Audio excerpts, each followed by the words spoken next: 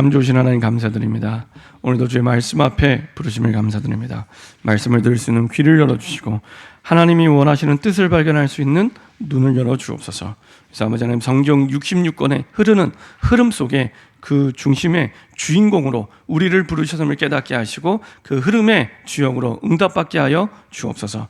우리의 생각 마음을 혼미케 하여 복음만 모르고 복음만 깨닫지 못하고 복음만 누리지 못하고 복음만 전하지 못하게 하는 모든 불신앙과 흑암의 세력이 권세는 주 예수 그리스도의 능력의 이름으로 완전히 결박받고 떠나가게 허락하여 주옵소서.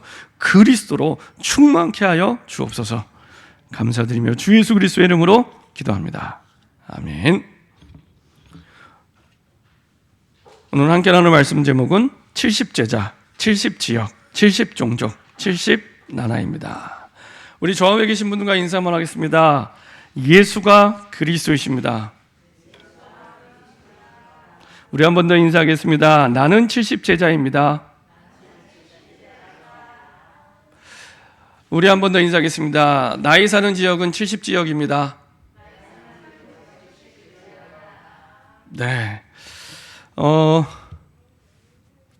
이제 그 올 한 달 동안 우리가 선교 컨퍼런스 달로 선교를 주제로 가지고 계속 강단 말씀을 나누고 우리가 인도받고 있습니다. 왜 이렇게 한 달 내내 선교 얘기만 계속하냐? 제일 중요하기 때문에, 그 속에서 하나님이 인도받기 원하시기 때문에. 그래서 저와 여러분들의 인생의 방향을 점검해 보셔야 됩니다.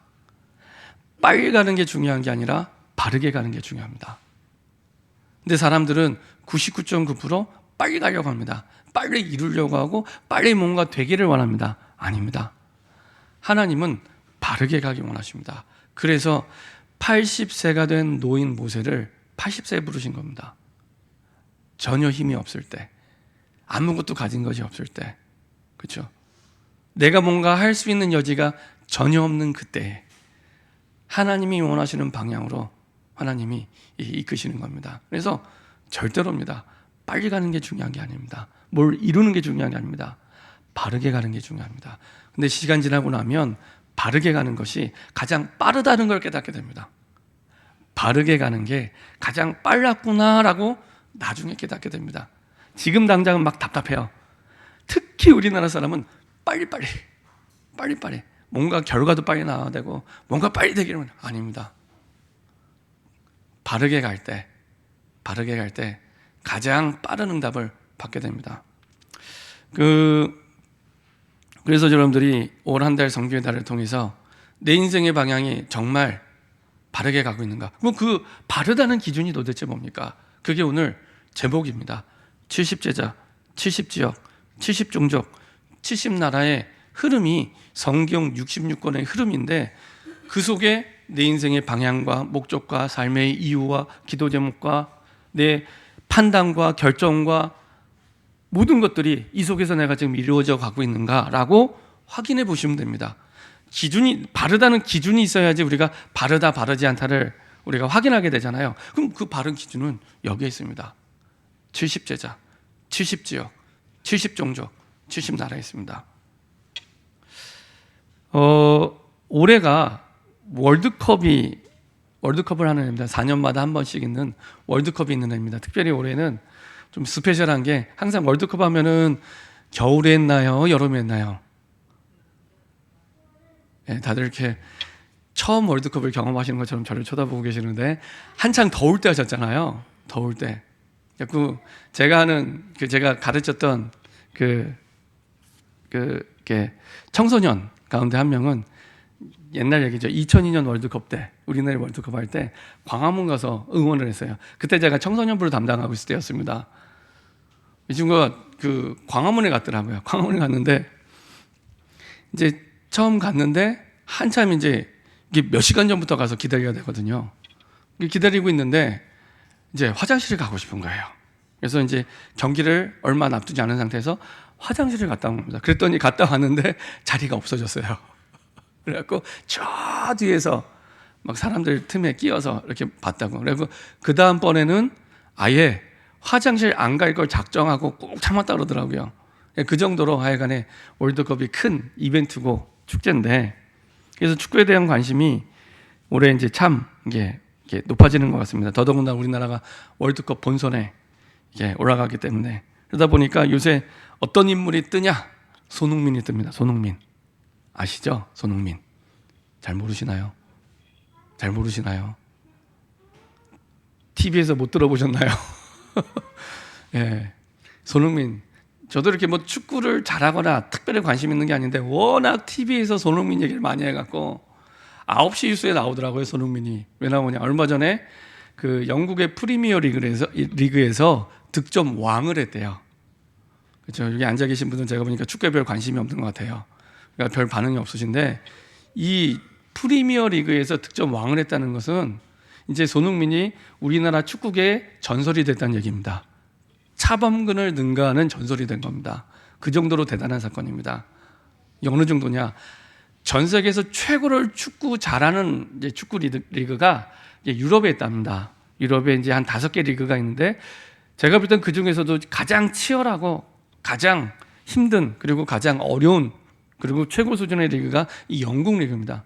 축구를 처음 만든 나라, 종주국이 어딘지 아시죠? 어디라고요? 제 답을 말씀드려요. 영국입니다. 영국에서 축구가 시작이 됐거든요. 그러니까 얼마나 자기들만의 자존심, 자부심이 강하겠습니까? 이 영국에서 축구가 시작된 그 리그에서 득점 왕을 한 거야. 근데 이게 아시아인 가운데 최초랍니다. 아시아인 가운데 최초랍니다. 근데 또 이제 아시아인 하면 별로 감흥이 없을 것 같아서 제가 아시아 인구를 확인해 봤습니다. 아시아 인구를 확인해 보니까 아시아 인구가 46억 7천만 명입니다. 역시 별로 안 놀라시는데, 유럽의 인구가 7억 6천만 명입니다.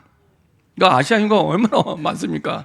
근데 아시아 인구 가운데 7억 6천만 명 가운데 득점왕이 많이 나왔는데 46억 7천만 명 가운데 처음으로 역사상 프리미어 리그에 득점하게 된 겁니다.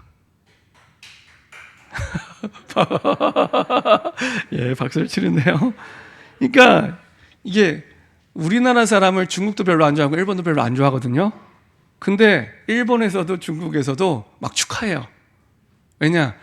자기네 사람이라고 말을 못하니까 그냥 아시아 사람 이러면서 막 자랑을 하는 거예요. 심지어 더 재밌는 건 중국 사람은 손흥민의 조상이 중국인이었다면서 이런 말도 안 되는 얘기를. 야, 참, 손흥민의 조상이 중국인이 알고 보니 중국인이었다면서. 예, 그러면서 손흥민 자랑을 해요. 참 대단한 중국입니다. 여튼 어쨌거나 손흥민을 자랑을 합니다. 그러니까 아시아 46억 7천만 명 가운데 이제 처음으로 득점 왕이 되는 차범근의 그 기록을 깬 지는 넘어섰고요. 그랬더니 사람들이 또 돈을 좋아하잖아요. 이제 돈의 가치로 따지는 겁니다. 그랬더니 이 손흥민의 몸값이 한 1,100억 정도 된대요. 역시 남의 돈이라 별 감흥이 없으신데 1억이 아니라 1,100억 몸값이. 그래서 뭐 많이 안 받습니다. 한 주에 3억 6천씩 받는데요. 한 주에. 예. 자녀를 축구 선수로 키워야겠다는 막 이런 생각들이 막 불현듯 드실 텐데 한 주에 3억 6천씩 번다고 합니다. 근데 이제 나라에서 이 손흥민이 득점왕이 되고 나서 이 손흥민의 이 효과가 경제 가치로 얼마나 되냐 따져봤더니 2조 원 이상이라고 합니다. 손흥민 한 사람이 2조 원 이상의 가치로. 근데 이해가 돼요. 당장 뭐 이번 주 다음 주에 우리나라 국가대표가 막 경기를 해요. 경기를 하는데 누구 보고 오냐? 손흥민 보고 와요. 와, 손흥민이 이 대한민국의 국가대표 아니냐? 그 나라랑 게임 한번 해보고 싶다. 이런 마음을 가지고 온대요. 그래서 뭐 이번에는 뭐 그 브라질하고 하는 경기는 100만 원을 줘도 표를 못 산대요. 그 정도로 대단하더라고요. 브라질은 아시는 것처럼 정말로 세계에서 누가 봐도 가장 축구를 잘하는 나라 아닙니까? 거기에 유명한 선수들이 또 다 와요. 뭐 네이마르 이런 선수들이 다 오는데 그런 어마어마한 가치가 있다고 합니다. 그래서 사람들이 뭐라고 했냐? 우리는 그 손흥민 보유국이다. 이런 이제 자랑을 한다고 합니다. 왜 이렇게 제가 손흥민 얘기를 한참 하냐? 한 사람이 손흥민이 복음을 아는지 모르는지는 제가 안 물어봤기 때문에 잘 모르겠습니다. 한 사람이 세상적으로도 이만큼 영향을 줄 수 있습니다. 한 사람이. 하물며 성경적인 2000년 만에 회복된 성경적인 복음을 가진 저와 여러분들이요, 저평가되고 있습니다. 내 자신을 정말 잘 몰라요. 어마어마한 성경적인 복음을 갖고 있는데 우리는요, 훨씬 더 많은 사람에게 영향을 줄 수 있는 사람입니다. 그래서 보통은 70명 이상에게 영향을 줄 수 있다고 얘기해요. 그도 그럴 것이, 한 사람이 평생 만나는 만남의 대상이 몇 사람 정도 될 것 같습니까? 한 사람이 평생 관계를 맺고 살아가는 그 사람의 숫자, 보통 2,000명이라고 합니다. 2,000명. 그러니까 한 사람이 평생 내가 태어나서 학교를 다니고 일을 하고 직업을 갖고 그리고 내가 사람을 만나는 그 관계를 형성하는 숫자가 2,000명이라고 합니다. 그렇죠? 그 가운데 적어도 70명 이상에게 영향을 줄 수 있는 능력이 충분히 이미 와 있습니다. 사실은 이 70이라는 숫자는 어떤 예수님이 70명의 따르는 제자들 가운데 70명을 뽑아서 70명의 전도 제자를 파송한 숫자이기도 하지만 70이라는 숫자는 상징적인 숫자입니다. 제가 첫 주에 말씀드렸던 대로 7일은 보통 유대인의 사상 속에는 하나님의 숫자다라는 완전한 숫자라는 의미가 있고요. 그 다음에 10이라는 숫자는 꽉 찬 숫자다라는 의미를 이 유대인들은 가지고 있습니다. 그래서 70이라고 하면 정말로 꽉 찬 숫자, 완전한 숫자. 그래서 80명, 90명, 100명 할 수도 있는데 20명, 30명 할 수 있는데 왜 70명이냐? 여기에는 이 70제자가 단순히 70명 뽑아서 보냈다, 이것 이상의 세계복음화의 제자라는 의미가 담겨 있는 겁니다. 세계복음화의 제자. 이스라엘 백성들이 출애굽할 때 430년의 그 피할 수 없는 저주 재앙 가운데 있다가 빠져나올 때 하나님이 모세와 함께 장로를 세우는데 숫자가 몇 명이라고요? 70장로. 이거는 단순히 예수님 때 처음 시작된 숫자의 의미가 아니라 이미 그때 하나님의 구원 사건을 두고, 유월절 사건을 두고 모세와 함께 70장로를 뽑아서 출애굽을 시켰습니다. 그 이후에 모든 움직임, 나중에 가나안 땅에 들어의 전쟁 모든 부분이 사실은 지도자와 함께 70장로가 함께 인도받습니다. 이게요, 그대로 신약에도 똑같은 흐름이 흘러갑니다. 그래서 예수님이 12사도 이외에 따르는 평신도 제자들 가운데 70명을 뽑아서 전도 제자를 보내시죠. 자, 그런 의미 속에서의 70제자, 70지역, 70종족, 70나라, 그 가운데 하나님이 저와 여러분들을 그 흐름 속에 이 시대의 70인 제자로 부르신 겁니다. 전에 말씀드렸던 대로 부르심이 기준입니다. 우리는 능력이 기준이고 환경이 기준이고 형편이 기준이고 나이가 기준이잖아요. 아닙니다. 부르심이 기준입니다. 주변 환경을 가지고 따졌으면 예수님의 12제자 가운데 단 한 사람도 사도가 될 수 없고 제자가 될 수 없습니다. 그렇죠? 절대 불가능한 사람들입니다. 12사도는 대부분이 갈릴리 출신이잖아요. 이스라엘 사람들조차도 무시하는 지역의 사람들입니다. 그 사람들이 12사도가 살았던 갈릴리 지역의 사람들입니다. 저 이방의 갈릴리여라고 얘기할 만큼. 그렇죠? 이스라엘 땅인데 이방 사람들의 땅처럼 취급을 받았던 땅이 갈릴리, 그 출신들이 12제자들입니다. 그러니까 조건, 상황, 환경, 나이, 그게 아니라 부르심이 기준입니다. 부르심. 자, 왜 부르셨냐? 지난주에 말씀드린 대로 전도와 선교는 이 시대에 임한 재앙을 막는, 그 현장에 재앙 막는 복음의 빛을 비추는 그 축복 속에 우리를 부르신 겁니다. 성경 속에서 애국과 바벨론과 로마에 이스라엘 백성을 보내셔서 결국에 그 시대를 살렸던 것처럼 이 시대의 237개 나라와 미전도 5천 종족을 살리기 위해, 237도 사실은 상징적인 숫자잖아요.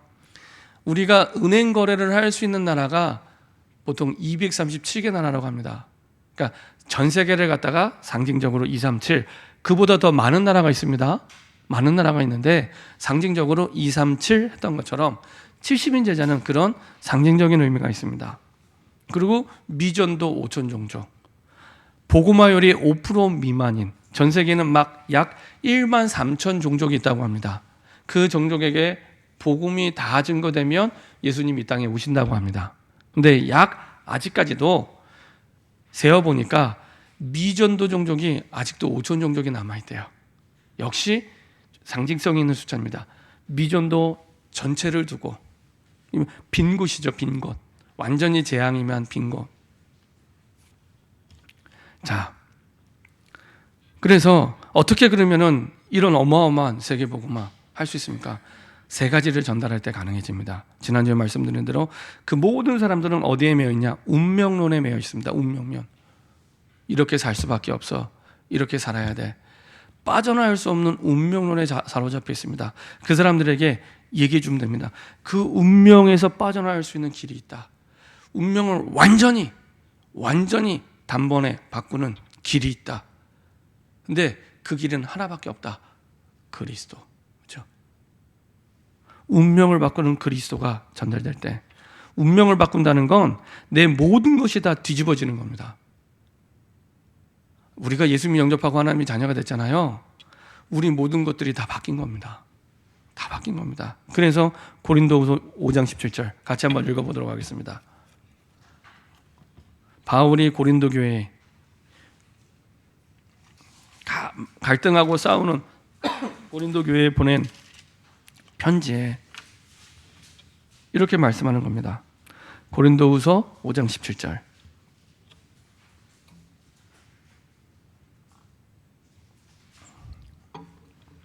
같이 한 목소리로 합독 하겠습니다.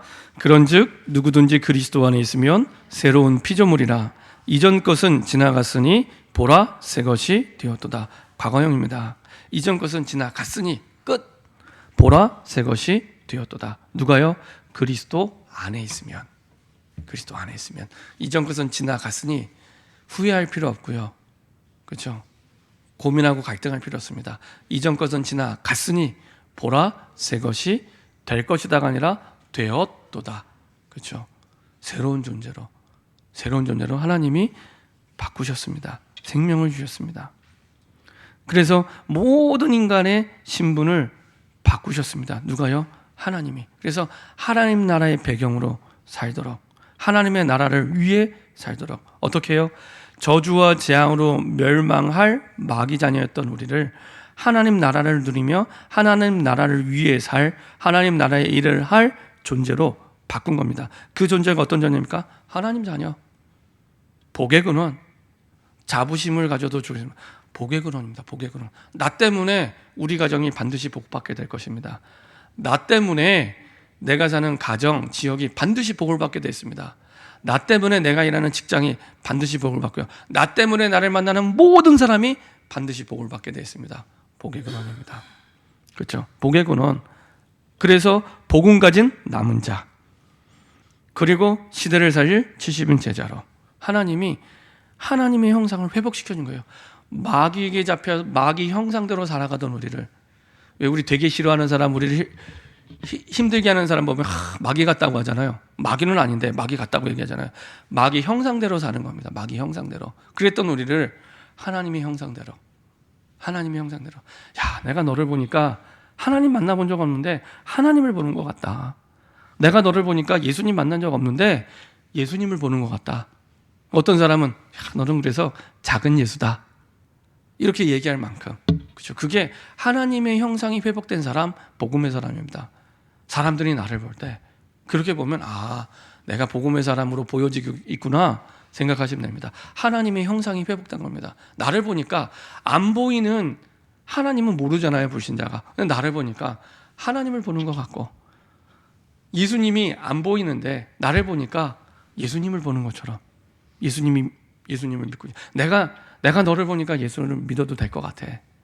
진짜 나도 너처럼 행복하고 싶은데 그 길이 뭐야? 묻고 싶은 하나님의 형상이 회복된 사람입니다. 그렇죠?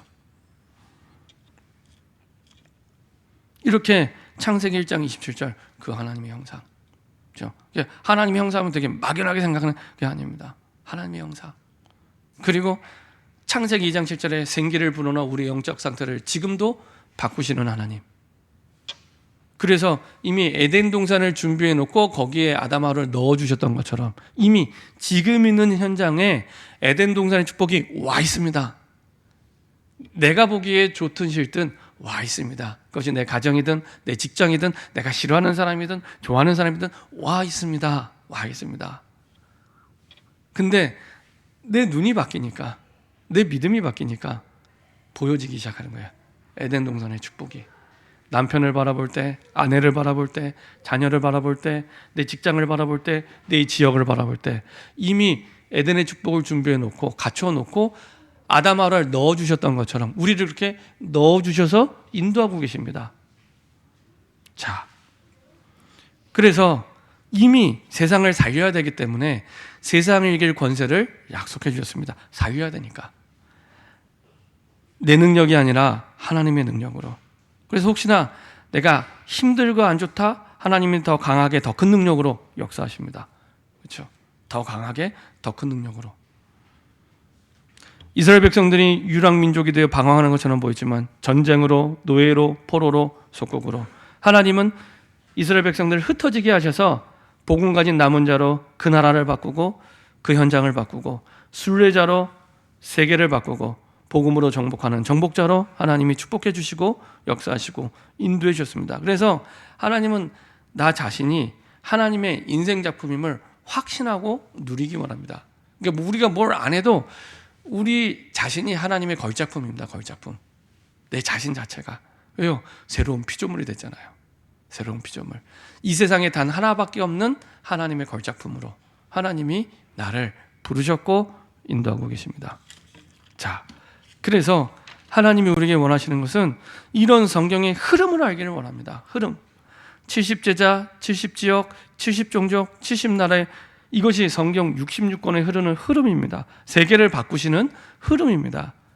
그리고 이게 세계복음화의 이정표입니다. 이정표 아시죠? 도로변에 사거리에 보면은 이정표 있잖아요. 이정표를 보고 우리가 길을 찾아가잖아요. 제가 경기도 광주 신현리에 삽니다. 경기도 광주 신현리에 살고 있는데요.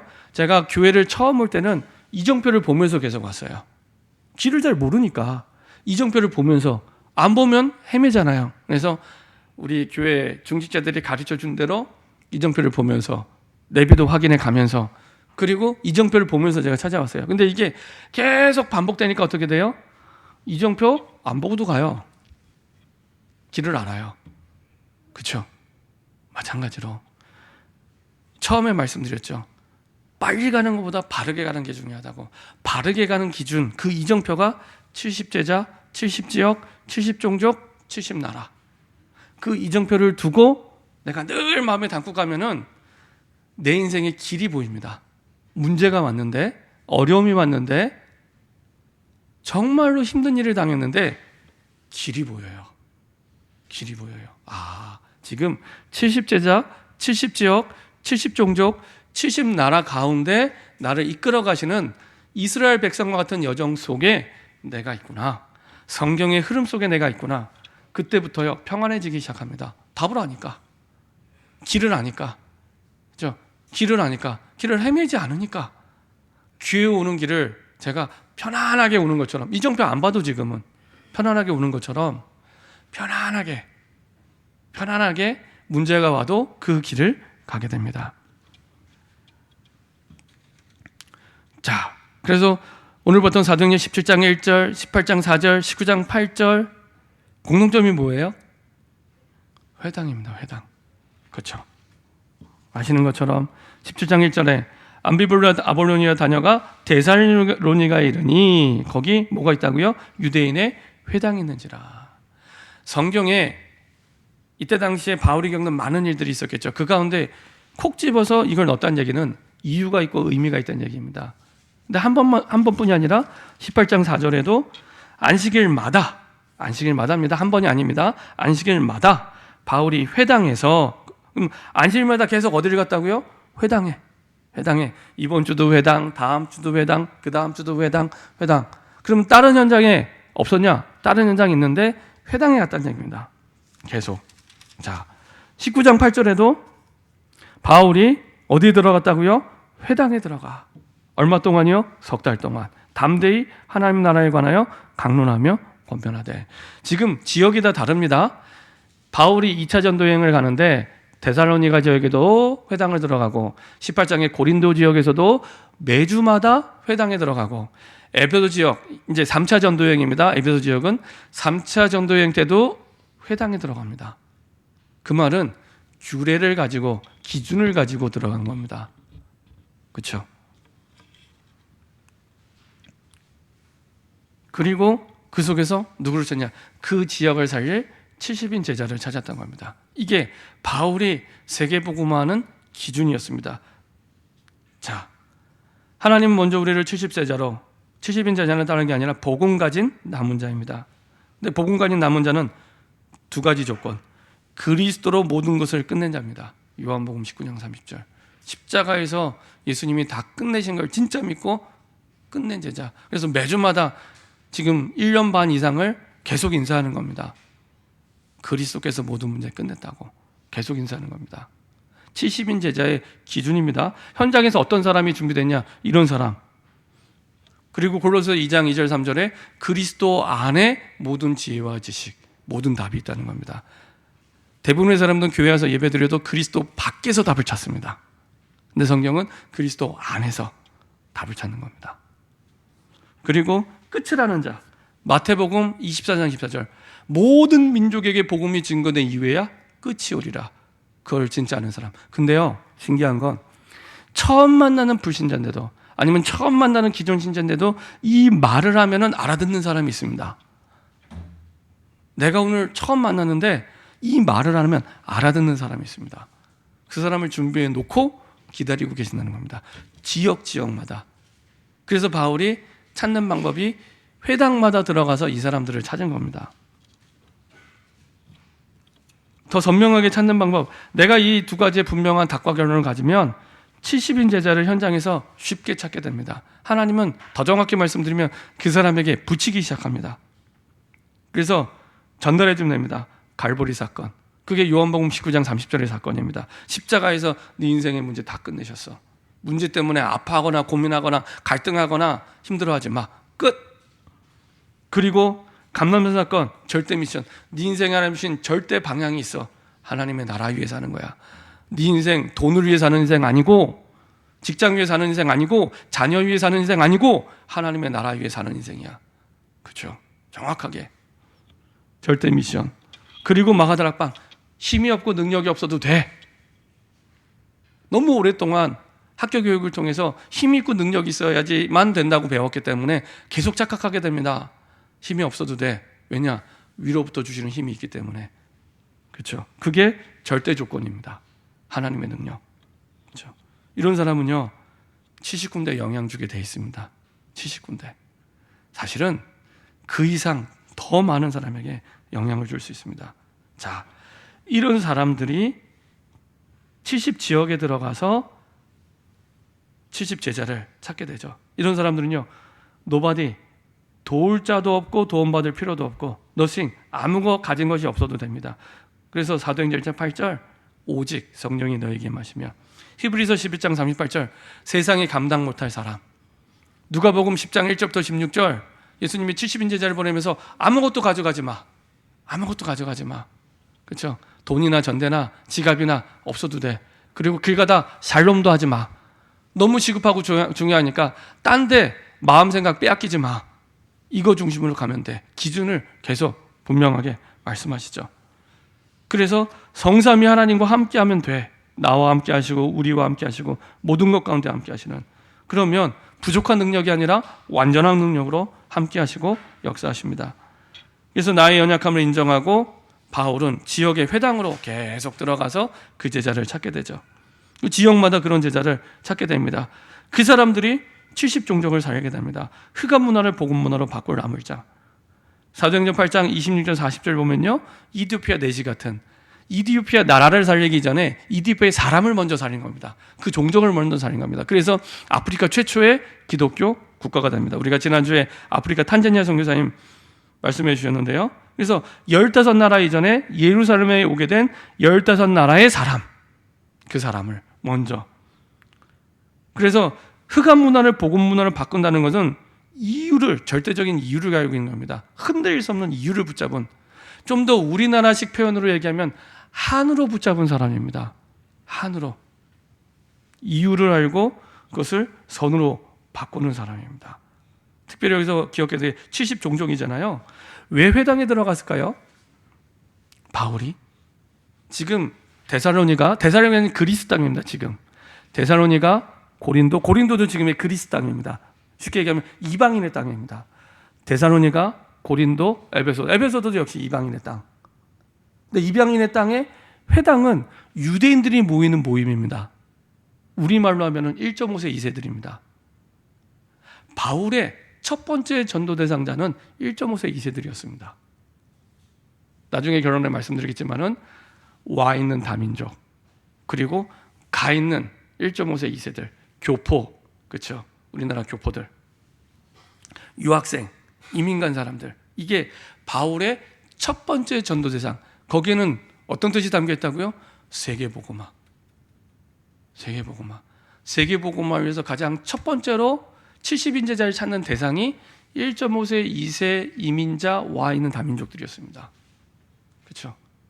그러면 성남과 광주와 지금 용인에 와 있는 다민족들이 그냥 와 있는 게 아닙니다. 세계복음화를 두고 하나님이 우리를 바울처럼 부르셔서 그들을 살리라고, 복음 전하라고, 그 속에 70인 제자를 찾으라고 하나님이 지금 인도하고 계신 겁니다. 이게 지금 성경적인 전도운동의 흐름을 제가 지금 말씀드리는 겁니다. 그렇죠? 그래서 회당만 계속, 사도행전 16장에서는 그렇게 안 들어갔습니다. 성령님도 받아서 들어갔는데, 그리고 나서 다니다 보니까 규례가 생긴 겁니다. 하나님의 방법을 찾게 된 겁니다. 그게 1.5세 2세들이 있는 회당이었습니다. 그래서 회당에, 그래서 교회의 재앙을 막는 안디옥 교회 같은 세계복음화하는 교회, 세계의 재앙을 막는 바울팀 같은 세계복음화할, 다민족을 살릴 그런 전도팀으로 우리 후대를 살려서 미래의 재앙을 막는 증인으로 우리의 걸음을 인도하고 계십니다. 그래서 결국에 하나님의 소원인 세계복음화를 두고 70나라를 살릴 남길 자로. 근데 그 시작이 어디냐? 하나님의 그 시간 그 장소 그 일, 지금 있는 자리에서 시작이 됩니다. 여기에만, 지금 있는 자리, 어디 안 가셔도 됩니다. 내가 일하는 직장, 내가 사는 지역, 여기. 그래서 지역 모임을 의미를 두고 시작하는 겁니다. 내가 사는 여기, 지금 여기가 하나님이 약속하신 세계복음화를 위한 그 시간 그 장소 그 일 속에 지금 내가 인도받고 있는 겁니다. 여기에 맞는 사람으로 나를 부르셨고요. 야곱과 요셉처럼, 요게벳과 모세처럼, 한나와 사무엘처럼, 다니엘과 세 친구처럼, 마가다락방에 모인 70인 제자처럼 하나님의 말씀으로 모든 것을 내가 있는 현장에서 설계할 때 편집이 되고 디자인되기 시작합니다. 그래서 나의 인생을 70나라 살릴 후대를 찾는 데 세팅하시면 됩니다. 내가 모의에 세나 이렇게 생각할 수 있잖아요. 이제 세계복음화할 70나라 살릴 후대를 내가 세우겠다, 찾겠다, 이렇게 지금 세팅하시고 말씀을 듣고 언약을 붙잡고 인도받으시면 됩니다. 그러면 하나님과 방향이 딱 맞게 되어 있습니다. 그렇죠? 자, 이렇게 하면 하나님께서 아무도 안 가는 곳에 가게 하시고요, 아무도 못 가는 현장에 가게 하십니다. 빈 곳, 빈자리, 그 현장에 하나님 가게 하십니다. 그래서 지금 와 있는 다민족, 그리고 가 있는 우리의 렘넌트, 그렇죠? 은용이, 덕용이 같은, 베트남의 우리 이진이 람 가정 같은, 이번에 한국 들어온다고 하는데요, 제가 박은래 권사님한테도 얘기했습니다. 거기서 태어났잖아요. 아이 한 명이 태어났잖아요. 들어온 김에 세례받고 가라고 얘기를 했습니다. 세례받고 가라고. 그렇죠? 한 1주 2주 있을 것 같아요. 한 번 줄 정도 올 수 있는데 세례받고 가라고 그랬습니다. 중요하니까. 베트남에 9천만 명의 영혼이 살고 있습니다. 공산국가잖아요. 그렇죠? 하나님 왜 보내셨을까요? 이 흐름 속에 보내신 겁니다. 본인이 알든 모르든 그렇게 보내신 겁니다. 가 있는 렘넌트, 취업자, 이민자, 이 바울 전도의 제1의 대상이었습니다. 이것을 위해 바울 중심으로 로마서 16장의 동역자들이 이 모양 저 모양으로 딱 원네스 된 거죠. 결론입니다. 하나님이 나를 70인으로 부르셨고, 그런 우리가 뭘 안 해도 이미 걸작품이요 인생 작품으로 부르셨습니다. 그 부르심, 하나님이 꼭 원하시는 게 무엇인지 지금부터 이거 하나만 계속 질문하시면 됩니다. 다른 거 질문 안 하셔도 됩니다. 하나님이 정말 꼭 원하시는 게 뭡니까? 그것만 계속 질문하시면 됩니다. 어떤 문제가 와도, 어떤 상황이 와도, 어떤 사람을 만나도 이 질문 한 가지만 하시면 됩니다. 하나님이 꼭 원하시는 게 뭡니까? 우리가 한 번 사는 인생인데 불필요한 거에 인생 낭비할 필요 없잖아요. 그러려면 이 질문 하셔야죠. 하나님 꼭 원하시는 게 뭡니까? 안 그러면 잘 사는 것처럼 보이고 아무 문제 없는 것처럼 보이지만 또 우리의 인생을 완전히 낭비하고 허비하며 살아가게 됩니다. 한참 뒤에 깨달으면 늦습니다. 한참 뒤에 깨달으면 늦습니다. 하나님이 꼭 원하시는 게 뭡니까? 거기 하나님의 시간표 걸리는데요, 성경에서는 내가 진짜 은혜 받는 걸 원하십니다. 내가 먼저. 그래서 하나님이 꼭 필요하는 것 중에 가장 첫 번째는 예배입니다. 예배. 그래서 말씀의 흐름 속으로 들어갈 때 확신하게 됩니다. 나를 70인으로 부르셨구나. 안 하면 안 되는 절대적 이유, 우리가 안 하면 안 되는 걸 해야 되잖아요. 안 하면 안 되는 절대적 이유를 딱 붙잡게 됩니다. 무엇을 통해서요? 말씀을 통해서. 그리고 내 운명이 바뀌기 시작합니다. 내 운명이. 더 정확히 말씀드리면 내 운명이 이미 바뀌었고 지금 새로운 응답 속에 있음을 확인하게 됩니다. 이때 복음이 이해되기 시작하고요, 복음이 답이 되기 시작하고요, 복음의 응답을 체험하게 되고요, 반복이 되니까 복음의 결론을 내리게 됩니다. 그걸 보고 복음을 넘어선 복음화라고 얘기합니다. 복음화. 부모님들이 복음을 얘기하는데 왜 아이들이 안 변할까요? 복음화가 안 됐기 때문에. 복음 단어를 많이 말을 해줬는데 복음을 보여준 적이 없는 겁니다. 언제요? 내가 선택할 때, 결정할 때, 판단할 때. 복음화 말고 내 생각대로, 내 판단대로, 내 기준 가지고 복음과 상관없이, 그렇죠? 그래서 복음은 단어는 얘기해줬지만 복음화가 안 됐기 때문에 복음화의 가장 큰 특징, 절대 주권이 하나님께 있음을 인정하는 겁니다. 하나님, 내가 주인 아닙니다. 내 인생을 인도해 달라고. 이게 복음의 사람입니다. 그렇죠? 그래서 그때부터 모든 위기는 기회가 되고요, 갈등은 나를 완전히 새롭게 하는 갱신으로, 그리고 문제가 아니라 답으로 보이기 시작합니다. 그래서 어려운 삶, 힘든 배경을 하나님의 선으로, 하나님의 작품으로 만드십니다. 그래서 조금만 집중하면 됩니다. 어디요? 기도. 구원받은 하나님의 자녀에게 기도는 모든 것입니다. 남는 시간에 기도하는 거 아닙니다. 기도는 모든 것입니다. 기도가 행복한 만큼 행복해집니다. 내 능력 가진 것 때문이 아니고 기도가 행복한 만큼 행복해집니다. 아주 냉정하게 객관적으로 한번 생각해 보시면 됩니다. 기도가 행복할 때 제일 행복해집니다. 왜? 존재 자체가 하나님의 형상대로 지음받았기 때문에. 존재 자체가. 그래서 기도는 모든 것입니다. 구원받은 자에게. 그럼 기도 내용이 뭡니까? 성삼위 하나님을 누리고 보좌의 축복을 누리고 목회자, 중직자, 렘넌트 시대를 살리는 증인으로. 이게 하나님과 통하는 기도의 내용, 방향입니다. 그래서 여러분들이 70인으로, 이런 어마어마한 축복에 70인으로 부르셨다. 그 응답의 증인으로서는 저와 여러분 되기를 소원합니다. 기도하겠습니다. 주님 감사드립니다. 70제자, 70지역, 70종족, 70나라가 바르게 인생을 가는 기준이 되게 하여 주옵소서. 그 속에서 모든 답을 누리고 찾게 하여 주옵소서. 감사드리며 예수 그리스도의 이름으로 기도합니다. 아멘.